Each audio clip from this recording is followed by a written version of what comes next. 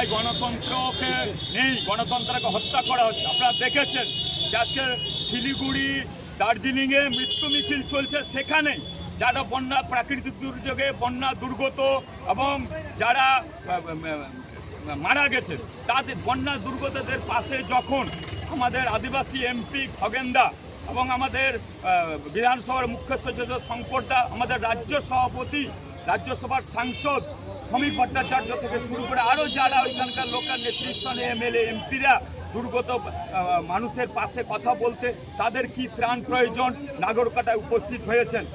এই তৃণমূলের এটা সহ্য হয়। বানিনিয়া কার্নিভাল নিয়ে ব্যস্ত, পরের দিন উনি যাবেন বলে কিন্তু আগে বিজেপিরা পৌঁছে গেছে। এইবার তাদের জেহাদিদের দিয়ে পাথর ছুঁড়েছে, জুতা পেটা করেছে, ঘাড় ধাক্কা দিয়েছে, গণতন্ত্রকে হত্যা করেছে। জনগণের প্রতিনিধি সুরক্ষিত নয়, তাহলে পশ্চিমবাংলায় মানুষ সুরক্ষিত নয়। এবার তাদের পায়ের মাটি সরেছে, তাদেরকে বিজেপিকে তাদের কাছে পৌঁছাতে দিবে না।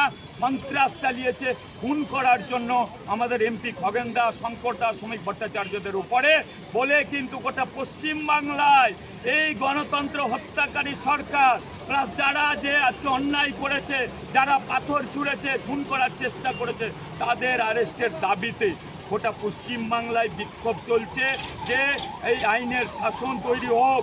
শাসকের আইন নয়, গণতন্ত্র হত্যা করা চলবে না এবং উপযুক্ত শাস্তির দাবিতে আমাদের মানিকচক বিধানসভার মানিকচক মণ্ডল 2-এর আজকে তারই বিক্ষোভ পথ অবরোধ করা হয়েছিল।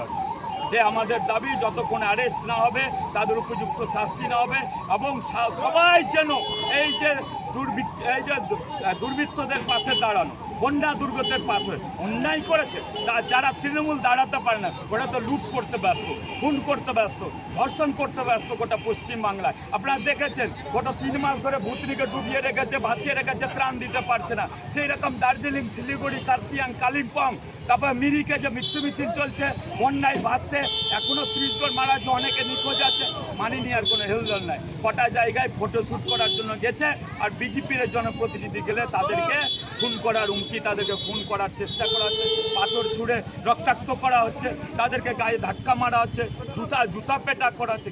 কি গণতন্ত্র? তাহলে পুলিশ ছুটি চাটা পুলিশের সামনেই, পুলিশ যে তৃণমূলের দলদাস আর একবার প্রমাণ, পুলিশ যে তৃণমূলের উর্দি পড়ে আছে আর একবার প্রমাণ, এবং পুলিশ যে এই অন্যায়কারীদের যারা আজকে